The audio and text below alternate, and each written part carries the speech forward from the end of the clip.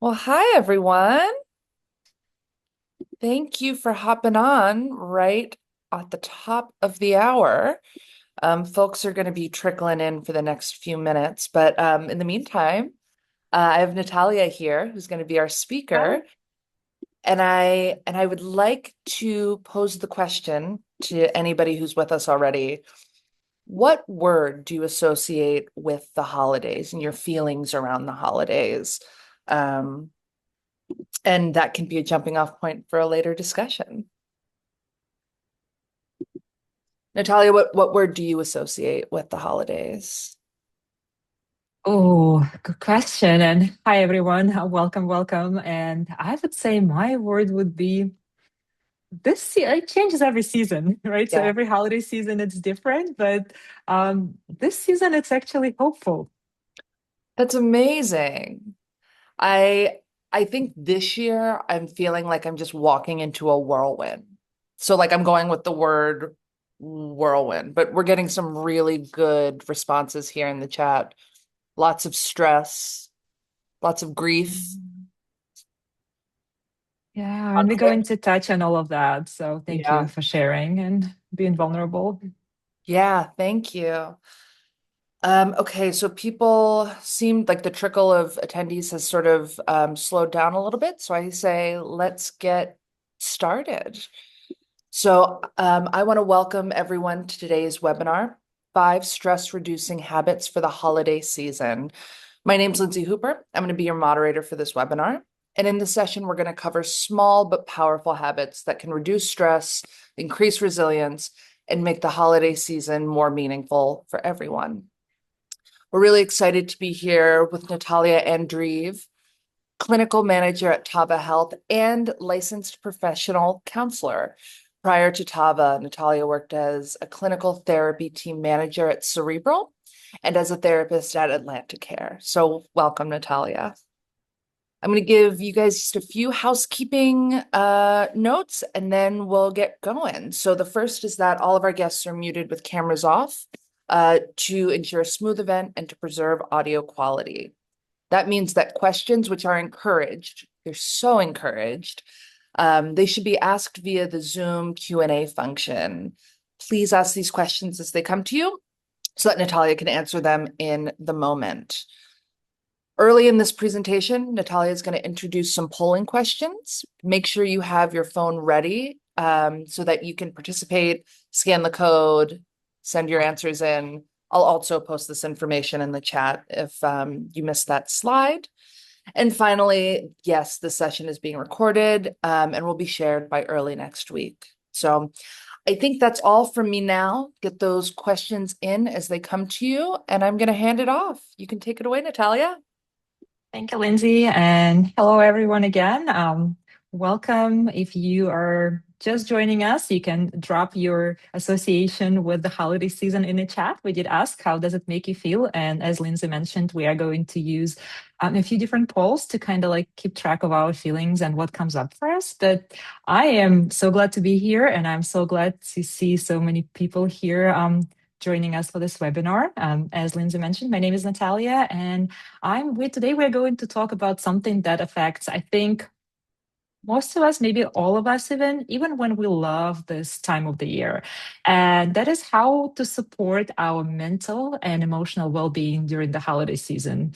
So the holidays can bring a lot of laughter and connection and good spirits and celebration and a lot of meanings, but they can also bring, well, everything that you already guys mentioned in the chat. But so they can bring a lot. So when you think about the workplace, the deadlines before everybody takes time off for the holidays, they need to be met, family expectations, I think travel, increased expenses, busy schedules, and just sometimes just a lot of more complicated and complex feelings that come up during the holiday seasons. So today is about learning pretty simple, realistic, and also very compassionate strategies to help you feel maybe just a tad less overwhelmed and maybe a little bit more grounded. And you can use those strategies both at home and at the workplace. So here's our agenda for today. We are going to talk about why the holidays can feel heavy at times, even when they are meaningful.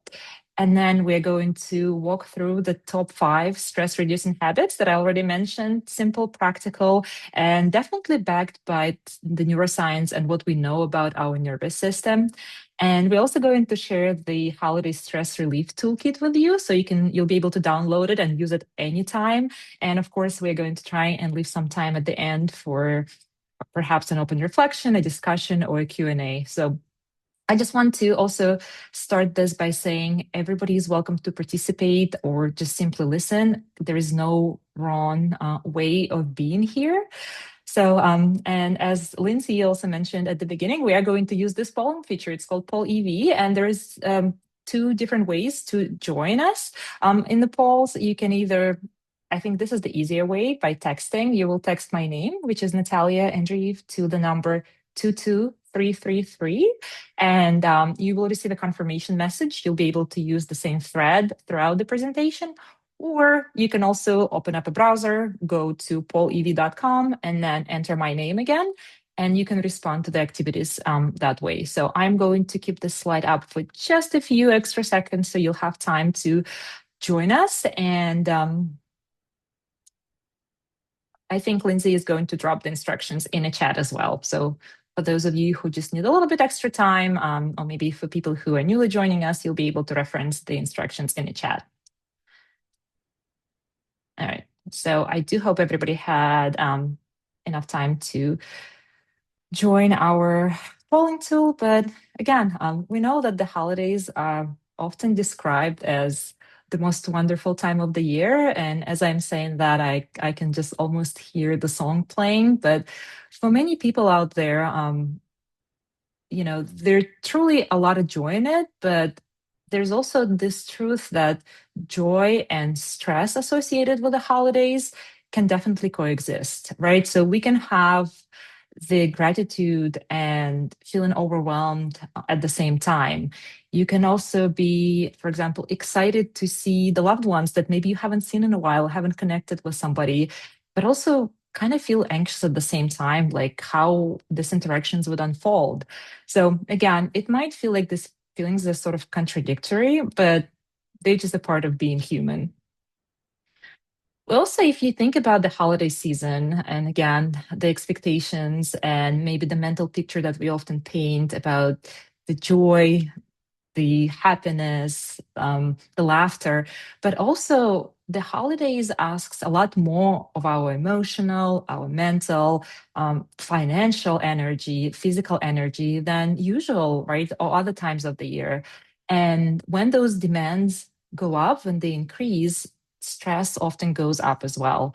And again, when you catch yourself in the middle of the holiday season feeling all of these feelings of stress and pressure and overwhelm, it's not because you're doing something wrong. It's just because you are carrying a lot more. And anybody in your, and we're going to take a look at some statistics as well. So a lot of people are in the same boat. So let's explore maybe a little bit more in depth some of the stressors that we are facing as humans during the holiday season. So we're going to try out our poll. So get your phones out, and what's your number one source of stress during the holiday season? You know, this is some of the common ones, right? So family expectations and family dynamics are the big ones. So you're navigating different roles, traditions, maybe starting new traditions, trying to continue a tradition. Maybe there is a relationship aspect there, maybe strained relationships that you're trying to navigate around the holiday season. Finances are definitely a big one, and gifting. So you're making decisions about your budget, about your spending. And sometimes it comes with feeling guilty of not having enough finances, or maybe just spending too much. So a lot of pressure builds up around their finances. And then workplace demands, right? So we are at the end of November. We are facing end of the year deadlines. We are maybe asked to cover shifts for the colleagues who are taking off. Maybe we're wrapping up projects before we want to take time off. Travel. Many of us are probably going to be travel around the holiday season for Thanksgiving, or maybe even for Christmas and other holidays. So, and that means, again, things that are a lot of times outside of your control, right? Delays, weather, airports, long drives, long lines. Again, all of the things that you can't necessarily control directly. And then your health can take a toll, but also I think we had a few responses in a chat when people saying it brings up a lot of grief and feelings of loneliness. So for some, that definitely the holiday season can bring those reminders of loss or distance or strained relationship or somebody that you're simply missing. And again, many of us are probably navigating more than just one of those stressors at the same time, and maybe all of them. So it looks like here. Thank you so much for voting. Again, this polls are anonymous, and again, I appreciate the engagement here. But looks like family dynamics is by far is one of the major stressors for most of us, and then followed by time management, being able to manage everything and squeeze everything in the 24 hours that we still have, and the finances. But again, there is the health concerns and loneliness there too. So thank you so much. But again, just looking at the sources of stress here, just a couple things come to my mind, right? So you may be finishing up a project at work because you do want some other team members to sign off or review it before the holiday break. And at the same time, you are trying to maybe order gifts or coordinate travel, or maybe you have a family group chat that is going where there's 10 people that have 10 different opinions about what time the dinner should be, right? So again, and you're just starting to feel your, maybe heart rate going up, your muscles tense, and it doesn't mean that you did something wrong. I think this would be a lot for anyone. And statistically speaking, again, most people do feel this way. Okay. So if you look at this survey data, that's some of the recent data, it shows that about 89% of adults say that they feel stress during the holiday season, right? That's a lot. And 79% say that they overlook their health during this time. And again, we already saw the most common stressors that people report, and this survey kind of confirms that what we already know: finances, gifting decisions, family dynamics are the big one, and feeling overwhelmed. And also, there is this pressure associated sometimes with the holiday seasons to make everything perfect and special.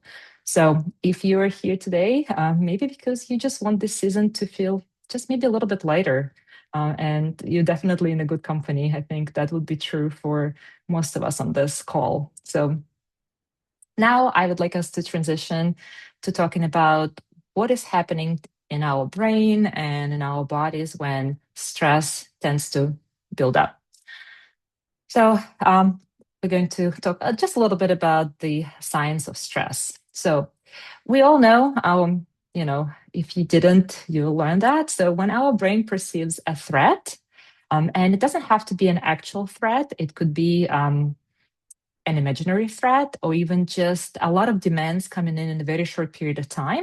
So your brain will perceive it in the same way as it would actual threat. It will activate the stress response. So, and the stress response will look different for different people, but you can think of maybe racing thoughts, maybe irritability, maybe again a lot of tension in your body, maybe tense muscles. Maybe you are having trouble falling asleep because you have all of those thoughts popping into your head about your to-do lists and deadlines and whatnot. Again, maybe just tension, maybe difficulty concentrating. I know you can definitely share how it manifests for you. I'll be curious to see the responses in the chat. And for me personally, I do know for the fact that stress manifests itself as a lot of tension in my muscles, in my body. And this is the cue for me to maybe, and I've started doing this lately. I do go to my yoga studio more often, and I tend to gravitate towards the classes that are more slower, gentler, and just intended to help me on my nervous system. And just allow me to unwind, reset, and maybe even like prepare for a good night's sleep. And again, it will manifest differently for everybody. And another way it could manifest as maybe decision paralysis. I tend to experience this sometimes when I feel extremely overwhelmed, but I have to make a lot of different decisions and I'm struggling to make any. Right. So I am also very cognizant and very self aware when it comes to this. So I do have some strategies in place to help myself deal with that particular aspect. But also when it comes to stress in general, right? So a little amount of stress can actually be very helpful. It can be very motivating for people. It can actually help you focus and identify your priorities. It could also help you protect yourself, right? So, because it will draw attention to something that is out of balance for you. So, you will perhaps take some action associated with it. But again, it is a low to medium amount of stress and definitely not over a long period of time. So, when stress actually becomes constant, this is when we need to be concerned, right? This is when our body and our minds don't get a chance to reset and rejuvenate. And this is when we may notice that our mood, our energy, our immune system, you fill in the blank, however it manifests for you, those systems will start getting and feeling depleted. And another perspective that I wanted to share with you that can be really helpful to people is stress is not something that we need to eliminate, right? This is not just a problem that I don't want to have any stress in my life. As I said earlier, it actually could be really, really helpful to people, but rather maybe reframing stress as simply a signal. And it does give you information to what really matters. Maybe it gives you the information about your limits. Maybe it gives you the information about your boundaries and also the information where, in which areas of life you might need support or even rest and reset. So, with all of this in mind, we are going to now transition to exploring the actual stress reducing habits that you can try and incorporate during this holiday season and beyond. So, we kind of got a little bit of a general understanding why the holidays feel heavy at times and how stress works in our body. And as we are transitioning to exploring these habits, um, I really hope that everybody on this call will be able to maybe find a little nugget that will allow you to move through this holiday season with just maybe feeling lighter, maybe greater sense of steadiness or greater sense of choice. When we were choosing these habits, we were trying to, make them practical and choose something that will not require you to drastically change anything in your life or spend money or just suddenly feel pressured to feel peaceful or feel at ease about everything that is stressing you out, but rather kind of a small micro skills that you can use at work, at home, on a go, during a meeting or in between meetings in your car, and just again, even in the middle of the family gathering, right? So, but I'd like us to do another poll before we go over the habits. So, when you think about stress during the holiday, what is one word that comes to mind? Not your association with the holiday season. We already had that, but when you think I'm stressed during the holidays, what is the word? Again, there is no right or wrong answer. Upset stomach, pressure, overwhelmed. Well, maybe this was not the greatest format for the poll, but we'll try to decode it. Overwhelmed seemed to be a dominant word here. Angry, a lot of, I guess, grieving and gift and purchases, feeling anxious and panicked. So it seems like, again, the word stress does have this prevalent negative connotation to it. And maybe when I was talking a little bit earlier about the reframing of stress, maybe there's something for you to tap into. And if it is being associated with all of this feelings of overwhelming and feeling anxious and feeling pressured to panicked again about meeting all of the deadlines or gifting or just being around people and it just moves so fast, and again, you don't know, you're caught, like I think Lindsay said, her association was just being caught in a whirlwind of things. Maybe that's again something to think through and see, if I reframe the meaning of stress in my life right now, is this going to be helpful? Is this going to make more room, for my emotions, for my thoughts? And again, I'm happy to see so many different associations. And let's transition to our habits now. And we'll start with habit number one, which is one of the quickest ways, in my opinion, that we can support our nervous system. So think about it. When we feel stressed, our body tends to speed up, right? So there are two parts to our nervous system. There is this sympathetic nervous system, and that gets activated when we perceive stress or threat. So you can think about the cortisol level surging, adrenaline level surging, your muscles tense up, or maybe there's a lot more blood flow to your muscles. And again, this stems from the evolutionary perspective and serves the protective and survival value, and it affects our breathing. Maybe it becomes shorter, maybe it becomes more shallow, even if you don't notice it. Again, as a therapist, I have worked with many, many clients that were not aware about their breathing patterns. But as I sit in the same room with them, I do bring it to their attention because I can see the way they breathe and I can see the tension in the muscles. And that's definitely something to be, again, observant of and intentional, because intentional breathing can actually help our brains register that we are safe enough to slow down, even if it's just for a little. And that would be the other part of our nervous system, the parasympathetic nervous system. So the parasympathetic nervous system kicks in once we perceive that the threat is over, right? So that's when your adrenaline goes down, our breath tends to deepen when, again, we feel more relaxed, less racing thoughts, less focus.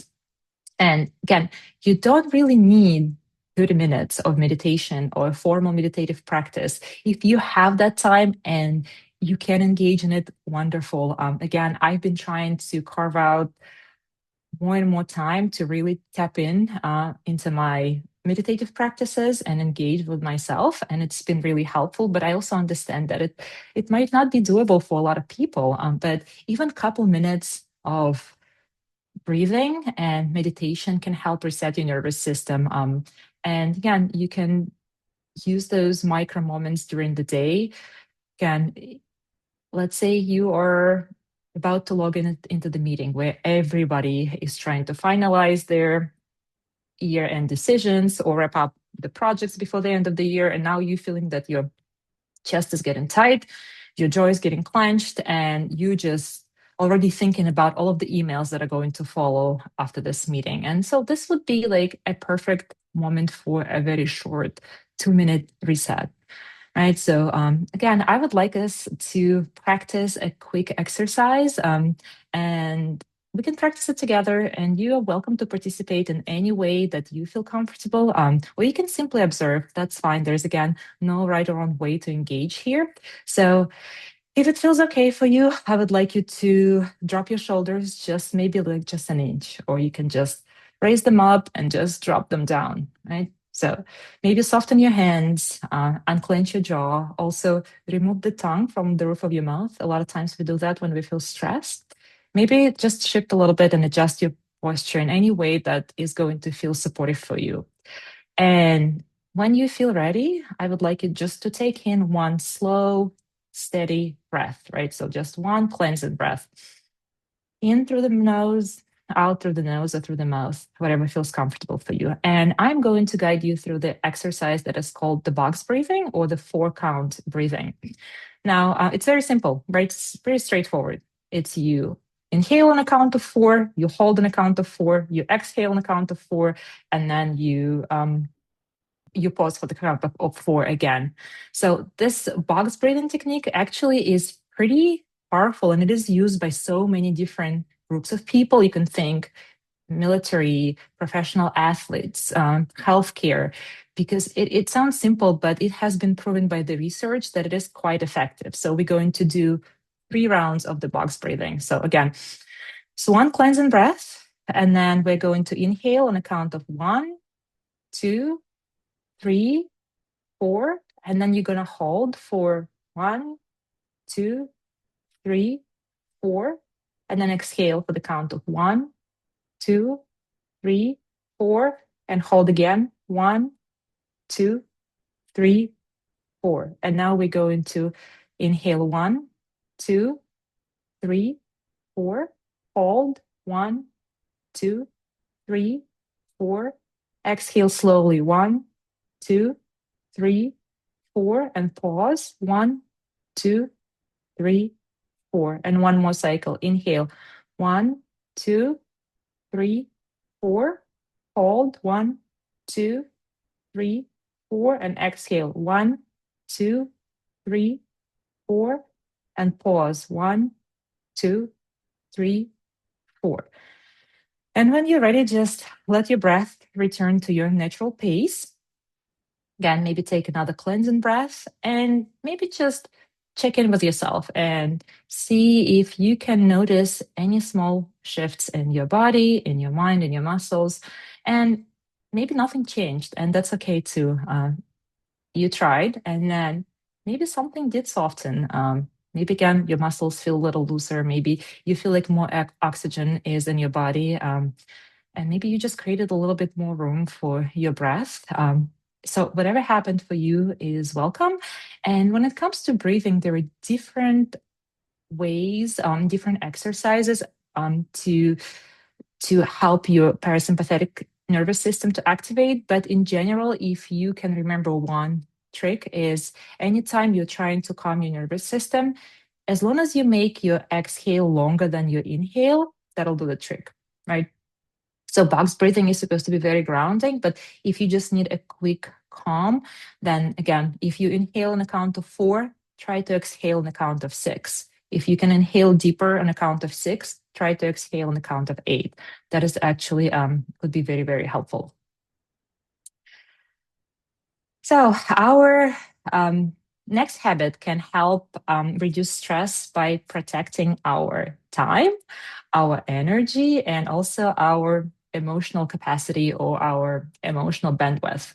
Something that I think many of us struggle during the holidays. And if you think back to one of the polls that we did, people said that number one stressor for them was the family dynamics, right? And again, when we talk about family dynamics or other dynamics, maybe dynamics in the workplace or dynamics with friends or in any other aspect of your life, I think we think about boundaries. And boundaries are not about pushing people away. A lot of times I get this perception from people, and they're not. They are about to maybe protecting what allows you to show up in a way that feels sustainable and feels respectful, and not only for yourself but also respectful to other people. And yes, I guess again, if we're talking about reframes, we can talk about boundaries in this way. So a boundary is a limit that protects your capacity to care, your capacity for empathy, and it's not a punishment. Again, let's kind of maybe talk about particular scenarios, both in the workplace and also in your personal life. Let's start with the workplace. Again, many of you might be able to relate to this, or if not, you can probably think of a scenario that you've encountered. But imagine that a coworker is asking you to take on an additional task before you go on vacation or your holiday break. And you really want to be a team player because you are a team player, but you also recognize that you are at capacity. That's it. You cannot take on. Your plate is already overflowing.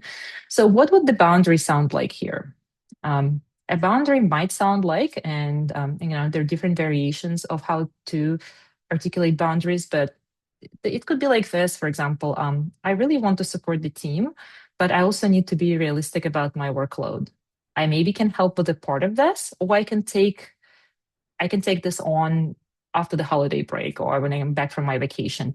Which would be more helpful to you? Again, you are not pushing anybody away. You're not saying no. You're not being mean about this. You're just being realistic about your capacity and putting a gentle boundary in place. When it comes to family dynamics, again, I think a lot of people can identify with that. But maybe you got a text message or a phone call with a family member who just wants to come and stay a whole week with you for the holidays.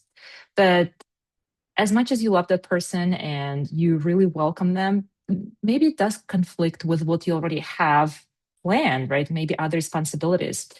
So you are not able to host that person for a whole week. So a boundary might sound like, I would love to see you, but the full week is not going to work for me. We can either do maybe a couple nights or we can plan to spend more time together during the day instead. Again, there could be many variations of this, but boundaries are really, really important. And this is where also I'm going to invite you to shift your language a little bit and your perception of a boundary, because even a small shift in your language can go a long way. So when we think about boundaries, or somebody introduces a request to us, we can default to I can't. And when you say I can't, or when you lead with I cannot, it can often bring guilt for you, or maybe defensiveness for another person, maybe in yourself as well. So reframing that to this is what works for me, right? So again, I invite everybody to maybe take a moment and think about a recent situation, or maybe something that is you anticipate coming up, where you might need to place a boundary with a person, and maybe finish that sentence. Again, can be silent, you can drop it in the chat, but here is what works for me this holiday season, and then you fill in the blank. I'm going to give you just couple seconds to think, what would boundary look like. I'm going to take a look at the chat.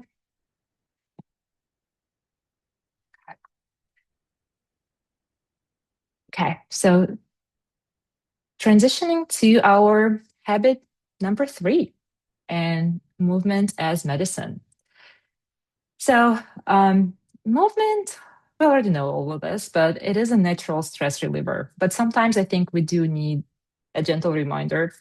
It helps with build up tension, uplifts our mood, supports our sleep, just get the blood flowing. And again, movement does not require a full gym membership. If you have one and you'd like to use it, absolutely go for it. But you don't need a fitness plan. You don't have to spend money on any solutions, or you don't have to think of a new habit that you have to master. But just think about more, just small, doable movements that you can do during your day. Again, it could be a couple minutes walk between your meetings. It could be just doing a simple stretch, right? Or a body scan, anything that is low effort and can be done in a short period of time.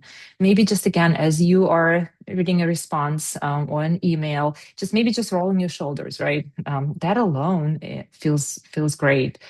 Yeah, turn on the music, crank it up, maybe dance it out. I do have a treadmill with my desk. I work from home, so I tend to use that a lot to get my steps in, and it definitely is helpful. So again, I am going to invite you to engage in a very, very, very simple stretch. Just again, whatever feels comfortable for you, no pressure here, but you just roll your shoulders again. I know we did this when we did our exercises, just again, a circle or two, maybe forward, maybe backwards.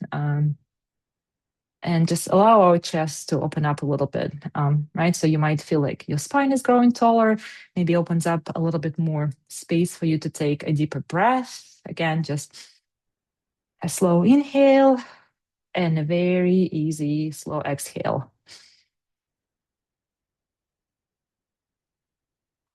Yeah, so yes, any kind of movement, stretch, I really like to do that. I tend to get really stiff. So I tend to work standing up and use my treadmill a lot, but also just simple stretches really work wonderfully. Again, if you do have your favorite movement, maybe you can share it in the chat so other people can benefit from it too. Yeah, I'm looking at some of the responses in the chat. Yes, dance it out like Meredith Grey. Yes, I guess we have Grey's Anatomy fans here. Huge fan. Um, and Ali said, putting your immediate family first before your extended family. Yes, boundaries are going to look different for different people, and whatever fills your cup, whatever makes you feel lighter. And I also see, I kind of went back a little bit. Yes, thank you, Lindsay, for sharing the resource. or some of the alternative to breathing. Yes, there's definitely limitations when it comes to health conditions or concerns. And again, I have heard from people that maybe the breathing exercises don't necessarily work for everybody, and that's okay too. I think you tried, and that's what matters. So you can try to explore other ways. But for the most part, I think breathing exercises coupled with movement and stretches really, really work wonderfully for a lot of people. Yes, somebody's saying that they're going to take the dog for a walk. Yes, I have a dog too. And if the weather permits, that's how I tend to spend my lunch break. So we take a lot of walks around the neighborhood. So far we have kind of explored the mindful breathing, the boundary setting, and the movement piece. And our next section is going to be two more habits and how they support the resilience, right? So we're going to talk about gratitude and simplifying what really matters most.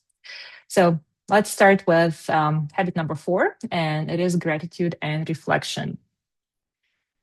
So again, gratitude. A lot of people can probably um, relate to gratitude in very different ways, and a lot of times, I think we kind of feel forced into trying to sort of refocus our attention from what is stressing us to what we already have going well for us, which is okay. But I think when you think about gratitude, it's not about pretending that everything is fine or maybe ignoring what is being difficult and shifting your attention to the positives. I think it's, well, again, this is for me personally, but I think it's about gently reminding our brain, ourselves, in a time when we're feeling stressed, that there are still small things that are steady, that they're kind, and that they're supportive. Again, I think even if you look at the research, I think it consistently shows that even simple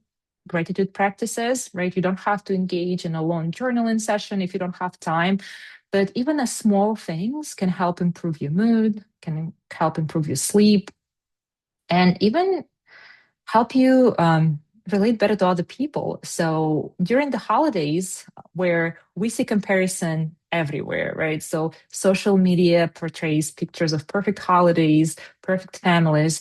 I think reflection and gratitude during this time, where again, we are trying to make everything happen and as perfect as we can, it definitely helps with that mindset, right? So just to ease the pressure off of yourself. Again, small moments of reflection and gratitude.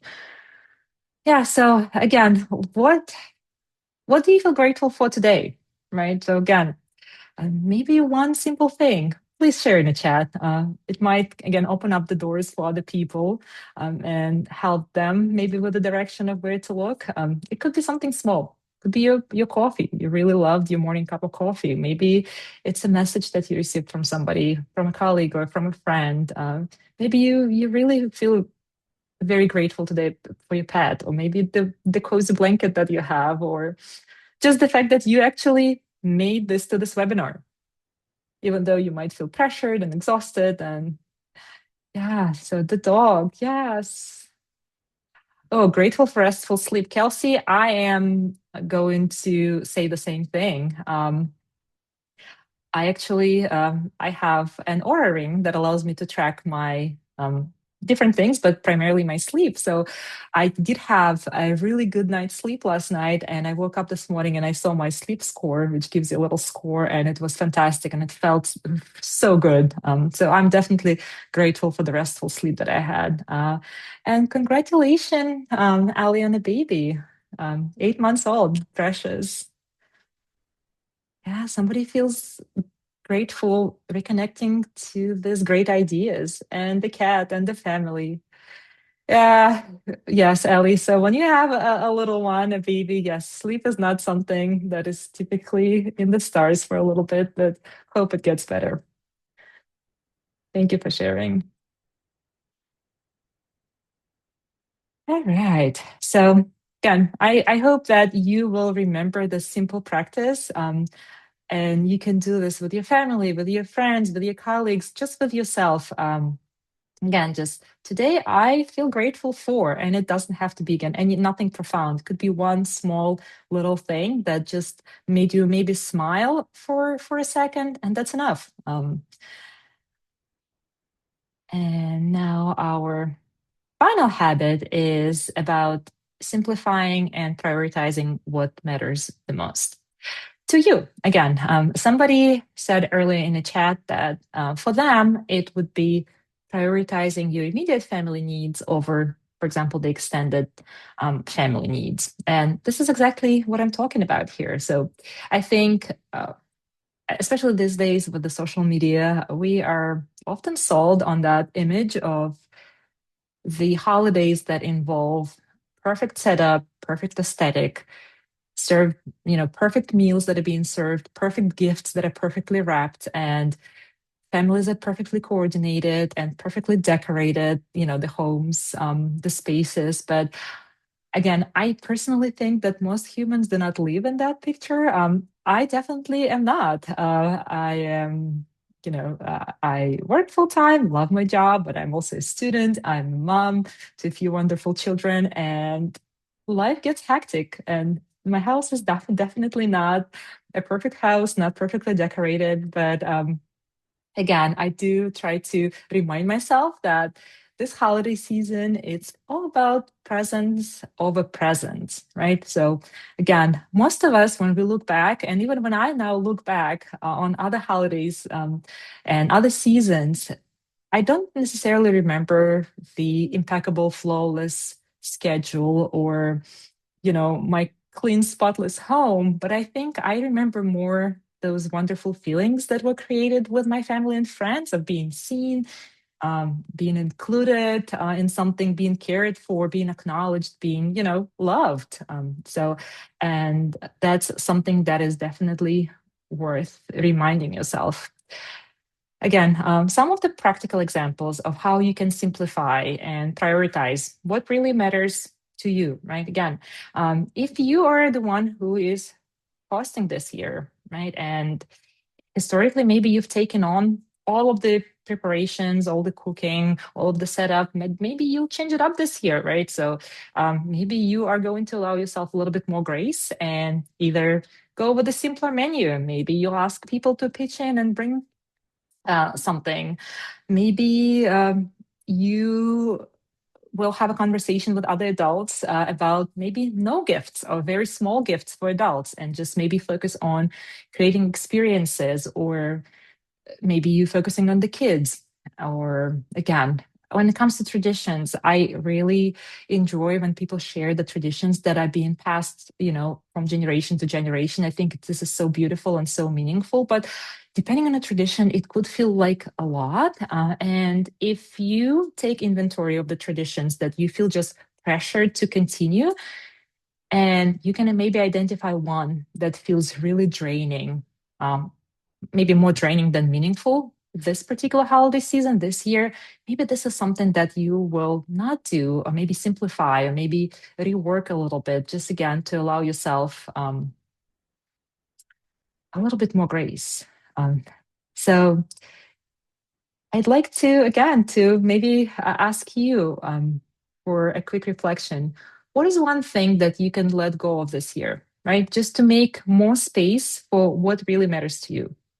Again, it could be something simple. Maybe it's just you not committing to attending every event. Maybe you're going to say no to some of the requests. Maybe you just need to let go of that expectation that everything has to be just right before you have to enjoy it and actually enjoy it. Um, being everything to everyone, absolutely. You're already enough. Saying no to some invites and spend more time at home, absolutely. I know it's hard to do, but this is where I think practicing placing boundaries and saying no gently and compassionately comes into play. Yeah. Oh, yeah, that's wonderful. Other experiences instead of just having a dinner home.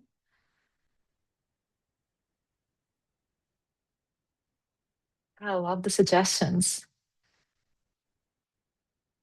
Thank you so much for sharing all of this. Just so meaningful.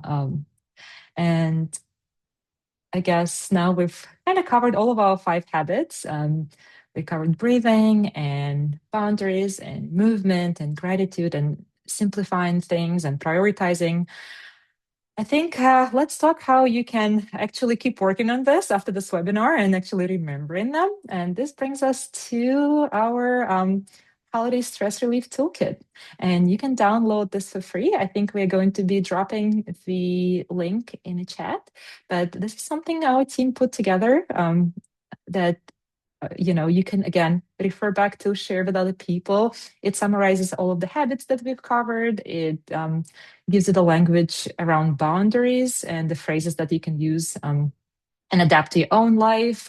It gathered a little bit of breathing practices so you can choose from, and just some additional resources as well. Again, you can think of it as something that you go back to, maybe share with somebody who you think could really use it. Maybe you print it and stick it on your fridge for other family members to see. Maybe you'll keep it on your desk. Again, any use that you can find, or share it again with the broader audience. I think anybody could benefit from maybe reviewing and adopting some of this habits. That before we close out today, and I know we still have some time left, and I love that because it allows us to have a discussion. But so after you have heard about all of the habits that I've introduced, maybe you have thought about something else that you've done or something else that you've heard on about. Maybe what do you think would be the most doable for you this season, right? Just think about, okay, so I'm really stressed out, I have a lot on my plate, but I think I can commit to adopting or trying out this one habit out of everything we've covered, and maybe something different. And you can drop your answers in a chat. All right. Mindful breathing. Beautiful. Yes. Again, with the recognition that it doesn't work for everybody and there are some limitations, I personally am such a big, big proponent of learning or discovering a few exercises that work for you and your body and your mind. And it has done wonders for me personally. We also have Andrea saying simplifying traditions. Yeah, absolutely. Again, what have worked for other generations and other family members maybe is not something that is working for you and your family. I think there is always room to reimagine the tradition and make it your own in a way that it's not going to feel pressuring, but more enjoyable, more meaningful, and more yours. Yeah, Anna said that she's going to adopt gentle movement and walking and stretching throughout the day. Yeah, so I know sometimes it's hard. We all get caught up in a whirlwind of things, events, emails, meetings, and whatnot. And sometimes you just like, I just need a moment to just sit in silence. And it's fine that it's fine to do that. But also while you're doing that, maybe again, just do a gentle stretch, even if you just roll out your wrists and just again, just do some shoulder work. That'll be wonderful.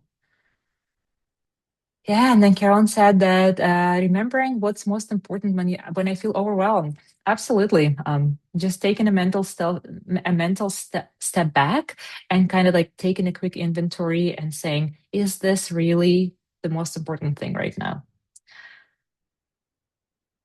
And then boundaries around time and energy.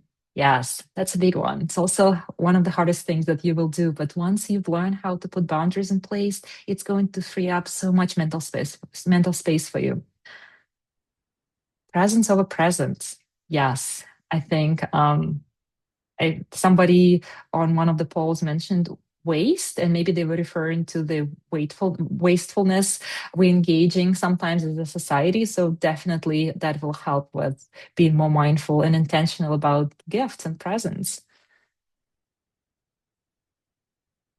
Yeah. Yeah, Marcy, I can feel you. Yes, we have little kids.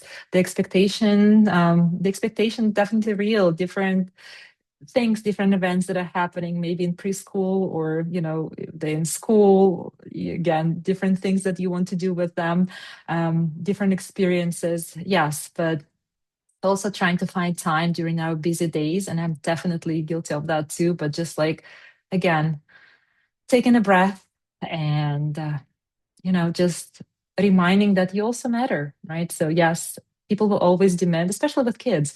You can give them 23 hours of 24 of your day, and they would still want that last hour. So, sometimes it's just putting the guardrails around yourself is very helpful too. Getting the husband more involved, yes, absolutely. If you have family members that you can lean in and they can help you out a little bit, do that. Yes, and Kristen, yeah, so being a single mom is hard. And when you have to do a lot of things by yourself, and maybe again, pausing and trying to ask for help, yes, please.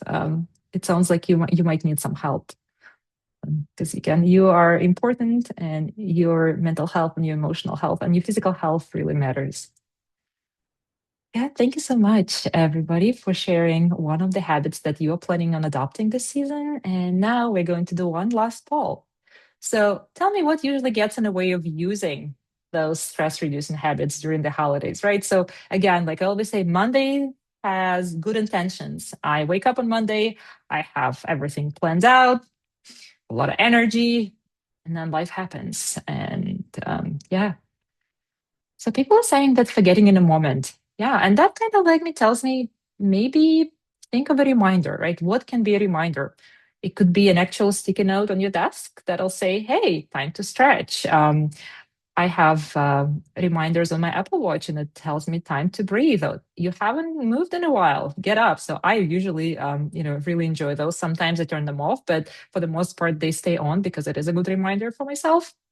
But you can get creative and identify other way to remind yourself, whatever will work for you. Um, yeah, other people's expectations. That goes back to boundaries, right? Again, people will demand and expect a lot from you. So it is you again scanning your capacity, physical, mental, emotional, and then deciding where to put the boundaries in place.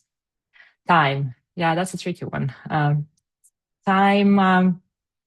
I don't think like we ever going to have enough time. And this is where simplification and prioritization of what really matters come into place, right? So you won't have time to do it all. Or maybe you can, but you're going to perhaps end up feeling really pressured and stressed and in a way that it's not going to be sustainable. So yes, your time is the most precious resource that you have. So please use it wisely. Uh, Feeling guilty, prioritizing myself. Yes, the guilt can be real, especially as a parent. You can feel guilty. Trying to prioritize yourself over your children. I think somebody said, "Yeah, I have little ones," or "I'm a single mom." So a lot of my energy is poured into my family, into my children. And again, as a parent, I can totally relate. And yeah, you need to do some work with yourself because again, you are important, and you deserve to feel rested and to have time for yourself and to prioritize yourself at times. And again, it's going to look different for different people. But again, I try to take a look at our toolkit, and it has additional resources. Maybe you can find and identify something useful that'll work for you. But yes, absolutely. Feeling guilty is something a lot of people might be able to relate to. Yeah, but I'm glad to see that people have energy. This is really great that, energy depletion is not something that gets in the way. So that's a positive. So we all a group of energetic people. And all right, well, let's do a quick recap, right, of the habits that we have explored today. Just again, so you can be reminded about them throughout the holiday season. So, mindful breathing. Again, this is where you use short, simple practices, micro poses to just again let your nervous system know you're safe. Setting boundaries, And the phrase that you need to remember is, here is what works for me. And if we are applying it to the holiday season, you can say, here is what works for me during this holiday season. Movements, small, intentional, simple movements to just release pressure, tension that help support your mood, your sleep, and anything else that needs support in your life right now. Practicing gratitude and reflection, naming one little simple thing that is still, again, it doesn't have to be anything profound, just needs to be good, needs to be steady. And please don't deny that life is hard. Something must be hard, but it's still, you can still find the pocket of gratitude within it. And simplifying and prioritizing. Again, presence over presence, letting go maybe of one thing that doesn't really serve you at all this year. And again, if you don't have to master all of them, one or two, they don't have to be perfect. It could be super imperfect, but you give it your best shot. And that's what makes that really meaningful difference. So again, thank you so much for spending the time with me today and for really thinking about your well-being, taking it seriously, especially during the holiday season that asks so much of us. And I'm wishing you more calm, a little bit more connection, and a little bit more joy this holiday season. So thank you so much. We seem to have a few questions. Absolutely. Do you Perfect have a timing. We moment? still have a few moments. Yes. Brilliant. Okay, so the first one. Do you have any specific recommendations related to dealing with grief during the holidays? My mother passed away a year ago in November, and it's still a very difficult time for me. This includes a lot of stress and anxiety. Yes. I was debating on whether or not to include the section on grief in this presentation, but for the sake of time, it's just such a complex topic. But I'm glad this question come up because it does come up for a lot of people. So again, I think if you are working with a therapist, this is a perfect time to really lean in. Or if maybe you had a therapist in the past and you currently maybe you haven't seen them in a while, so this is a great time to check in. But it's also a good time to maybe try to find connection, right? Maybe connect with that loved one through a tradition, right? That you had. Again, it's going to probably feel bittersweet, but again, something that some people do, just kind of trying to remember them by honoring certain traditions. Again, it's going to look very different for everybody. I've recently gone to to my yoga studio, and I didn't realize what class I signed up for, but it was a grief release class. It's apparently offered in my yoga studio every month for people, and I was just overtaking. There's so many people who say, "Yes, this is the time of the year where things come up," and it was just such a powerful connection for people, and everybody felt better and lighter at the end of that, practice. So maybe like in exploring and finding an opportunity to connect and feel more supported in your grief. But again, we can talk about grief and loneliness for a very long time. Yeah, and I feel like we need the whole other webinar about that. Totally. Thank you for that. And we have one more question that's come in, and it says, I don't feel like my boundaries are respected. How do I hold them with people who keep violating them? Yeah, so when it comes to boundaries, and maybe you have practiced how to put them in place, right? So, and maybe you do it well, right? So you know all the right phrases, all the right time, you've mastered the tone, but maybe this is where you need to shift your work towards how do I enforce them, right? So now I know how to put them in place, but that's just that's just the beginning of the work, right? So if people are violating your boundaries or not respecting them, so maybe reflect on when does it happen? Does this happen across the board with everybody? Well, maybe does it indicate that I'm not putting them in place in a way that is meaningful and communicates the boundary, right? Maybe again, you have to use it the way you put the boundary in the first place.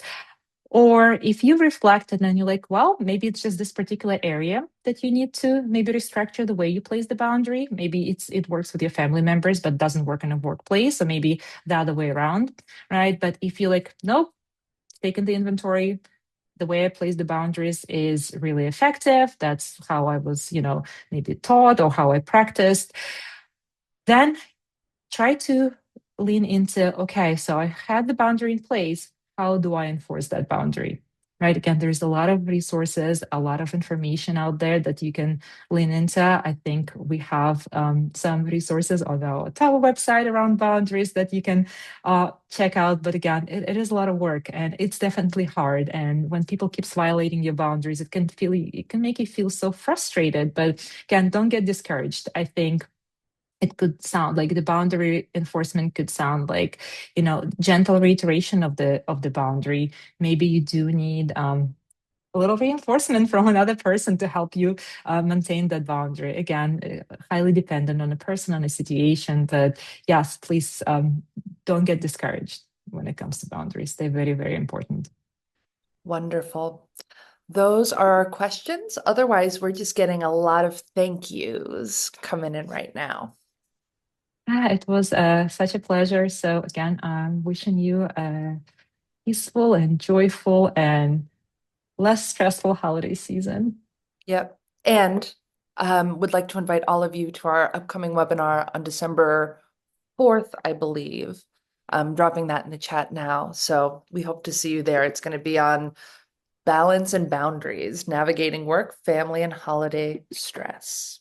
That So is perfect. So for those of you who are wondering about boundaries, that would be a great follow-up for this one.